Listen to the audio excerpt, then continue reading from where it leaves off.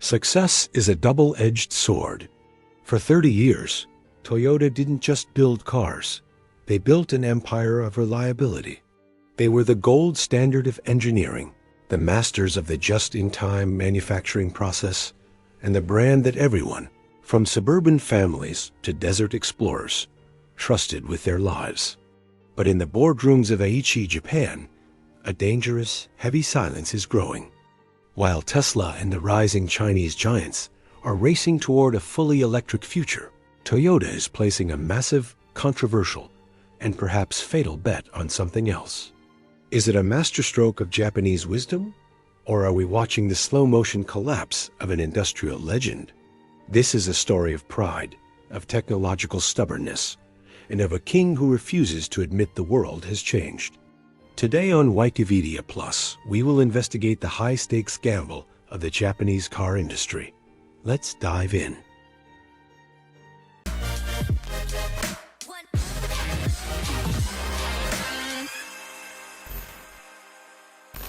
To understand why the world is worried about Toyota, we have to understand what made them invincible in the first place. For decades, the Toyota way was taught in business schools around the globe. It was based on Kaizen, the philosophy of continuous incremental improvement.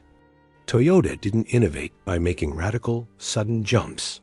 They innovated by making every bolt, every weld, and every piston 1% better every single year. This philosophy gave birth to the Prius in 1997. It was a revolution. At a time when everyone else was building gas-guzzling SUVs, Toyota gave us the hybrid. They were 20 years ahead of their time. They owned the green image. They were the masters of the transition. But here lies the irony, the very thing that made them the kings of the transition. The hybrid engine is now the very thing that is anchoring them to the past. A ghost of Nokia haunts the halls of the automotive world. In 2007, Nokia laughed at the iPhone. They believed their physical keyboards and superior battery life would protect them from the toy that was the smartphone. Today, Toyota is echoing those same sentiments.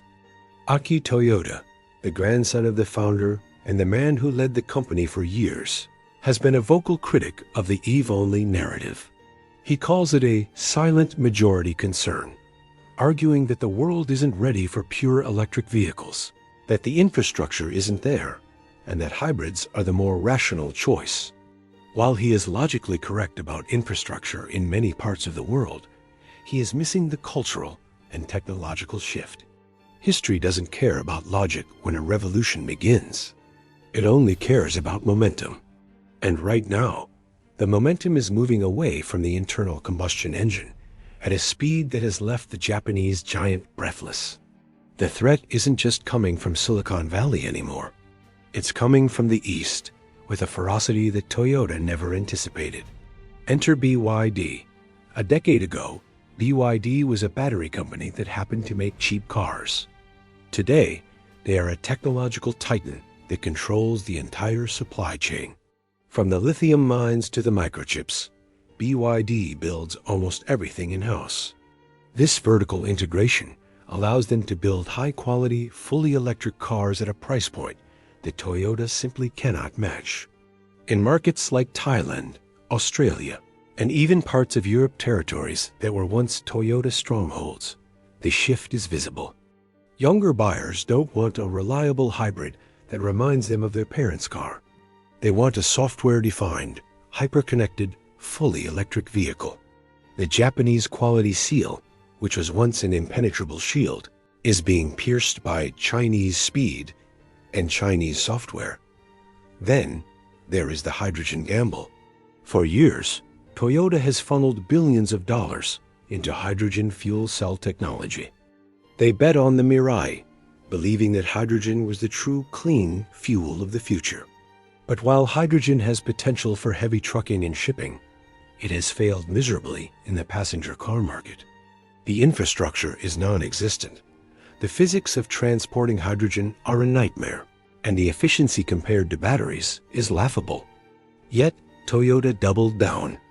They spent their research and development budget chasing a ghost while the rest of the world built charging stations.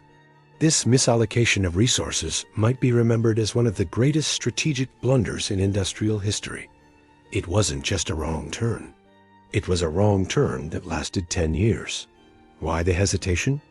Why would the smartest car company in the world risk everything? To understand this, we must look at the Japanese economy itself. Toyota is not just a company. It is the heartbeat of Japan. 1 in every 10 jobs in the country is directly or indirectly linked to the automotive sector. The Japanese industrial machine is built around the complexity of the internal combustion engine, the thousands of tiny parts, the specialized suppliers, the intricate assembly lines. A sudden shift to EVs, which have far fewer parts and require less labor, would be a social earthquake for Japan. It would lead to massive unemployment and the collapse of a manufacturing ecosystem that has existed for 70 years. Toyota isn't just protecting its profits. It is trying to protect the social fabric of an entire nation.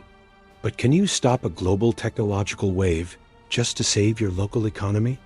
History suggests the answer is a resounding no.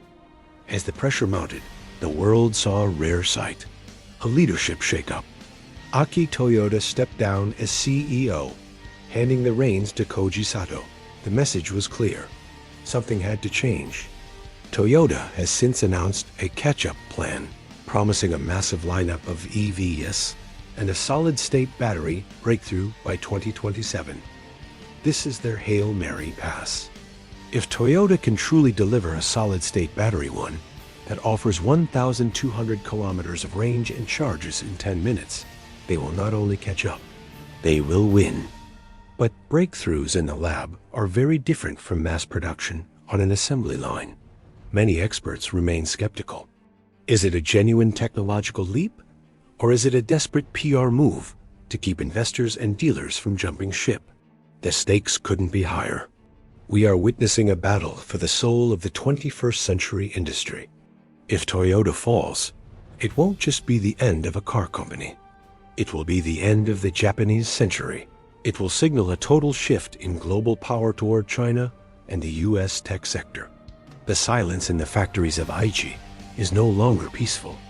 It is the silence of a giant holding its breath, waiting to see if its greatest gamble will pay off, or if it will be the last chapter of a legendary story. As the echoes of today's story fade back into the archive, we are left once again at the edge of the unknown. Thank you for journeying with us to the fringes of history and science. If these mysteries resonated with you, we invite you to support the channel by liking this video and subscribing to our growing community of seekers. Share this transmission on your social networks. Your curiosity is what keeps these stories alive. We will return soon with another chapter that was never meant to be told. Until our next encounter, stay curious. This is Wikivedia Plus.